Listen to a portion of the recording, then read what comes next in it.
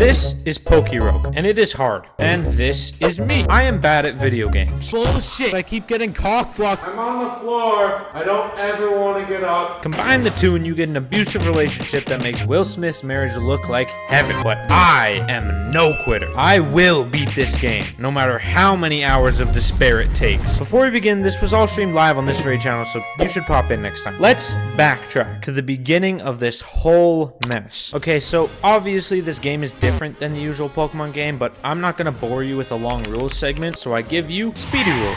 Trademark. You get 10 points at the start and can pick stars who range from costing 1 to 9 points. You get more stars by catching Pokemon in the game, but you get all the gen's actual stars to begin with. You fight battle after battle after battle where you give random items between every fight to help you on your journey. Your goal is to make it over to level 200, but the game is littered with grueling boss fights along the way to stop you. And of course, if all your Pokemon die even once, you lose your entire run and restart. How am I ever going to make a video out of this? I am never going to beat this game. Okay, now we can get into the interesting stuff. Me getting bullied. On my first run, I chose Litten because Incineroar is strong, Bulbasaur because of moves like Leech Seed and Poison Powder, and Froakie because Greninja. However, I wouldn't get to see my Greninja as this run, of course, met a quick and unfortunate end. But I did live long enough to meet Ivy, our rival who would become quite an issue later on. After that, I tried combination after combination, trying to find a useful set of starters, but never could, until I got an egg and hatched a Drampa. You get eggs in this game through egg vouchers, and they are by far one of the quickest ways to add rare picks to your arsenal of starters. Drampa here was no exception. Now that I was starting with a Dragon type, I could make deep runs with that power and got as far as level 60. Then it got better after I hatched a Beldum. With my new added Metagross, I got even further,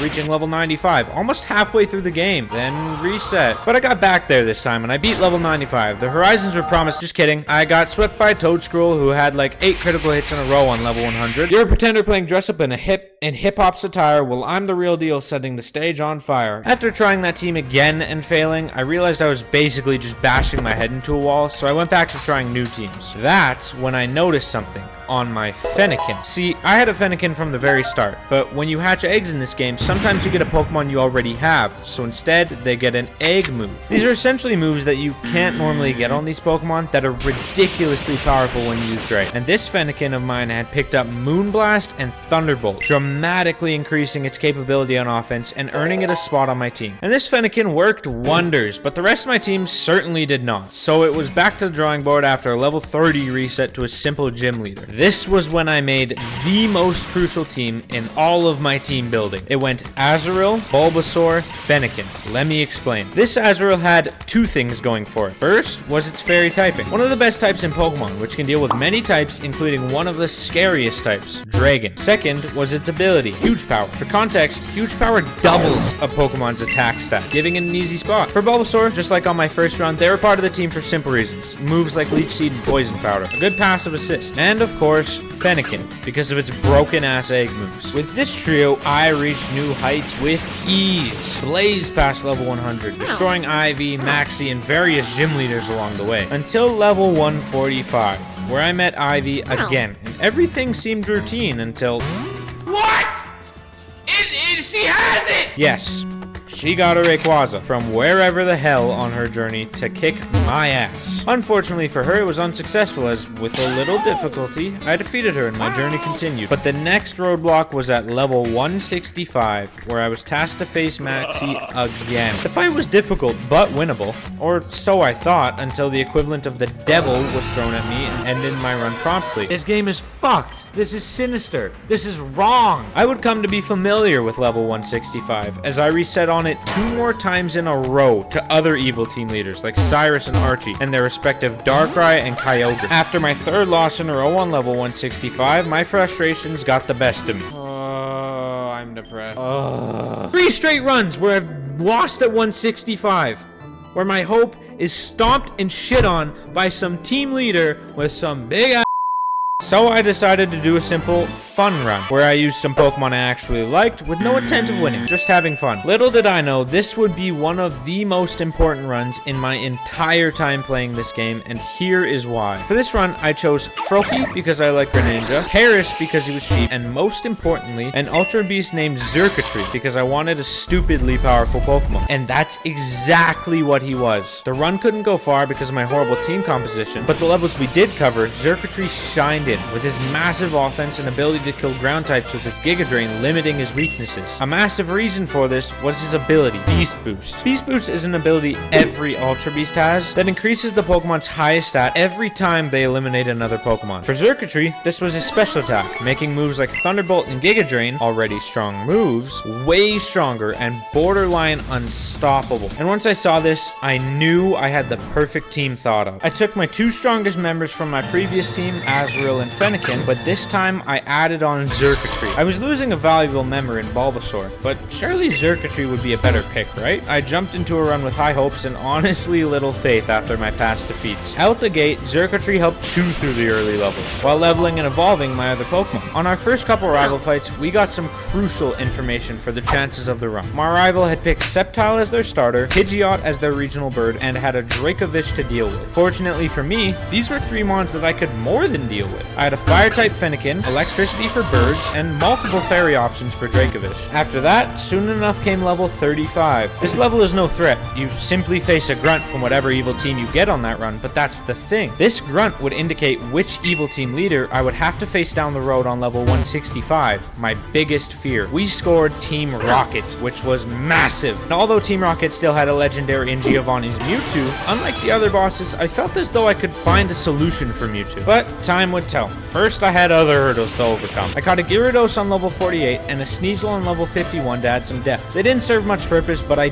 desperately needed to start filling out and expanding my team. Then, on level 60, I caught a Mamoswine. This one was different because unlike the other two, it served lots of purpose. It was a necessary ground type addition to my team, and a much better ice type than Sneasel I had previously added. We had a smooth 30 level run from there, with Crasher Wake being the only trainer battle between then and level 90. 90 normally isn't significant, but I was lucky enough to find a Duraludon there, and instantly I knew that this was a necessary piece for my team. With its Dragon and Steel typing, it could counter Fairies and Dragons alike, two of the scariest types in the game. All with its insane bulk and sturdy ability thrown in on the side, earned it the spot over Sneasel easily. Finally, I arrived at level 95 and was staring down the barrel of another scary rival fight. Or so I thought, but in reality, she was easy work, making me only use 3 mons, even if I failed my Hurricane gamble. What are the odds I hit a Hurricane? Come on! Damn it. She was yet to get a Rayquaza, so this was only going to get harder, but for now we had to continue. I had my first encounter with Giovanni on level 115. He wouldn't have his Mewtwo here, but this was a chance to see and learn the rest of his team. Things looked great. I beat him only losing 1 Mon the entire fight, but one thing still ached in my head. I had absolutely no counter for Mewtwo yet. The issue was becoming urgent now. We weren't too far from 165, and if I didn't get my hands on some sort of counter, I was more than finished. That was until level 126, where I stumbled upon Lokix. This was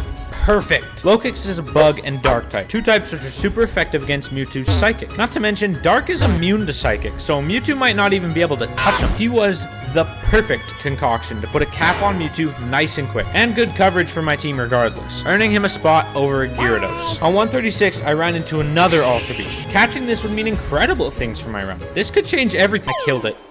Oops. Anyways, as we progressed on to the next rival fight in level 145, chat realized something. When I start my rival fights with Delphox, she always switches into Dracovish, because her opener, Sceptile, is grass type, thus weak to Delphox's fire, and Dracovish is a water type, thus strong against Delphox's fire. But there was a flaw in her plan. Dracovish was a dragon type, and Delphox had Moonblast. Moonblast is super effective against dragon types. See where I'm going with this? Coincidentally, Delphox also learns Calm Mind, a move which does no damage but raises Delphox's special defense and, more importantly, its special attack. If I used Calm Mind for my first turn every rival battle, I would take no penalty for it because she always spends the turn switching her Pokemon. Then Delphox would be even stronger and harder for my rival to take out of the fight. So we applied that strategy, opening with a Calm Mind, and sure enough, out came Dracovish. Turns out this Calm Mind strategy worked because Delphox swept the entire team. Yes, even Rayquaza. But our euphoria was short-lived because soon after was level 165, my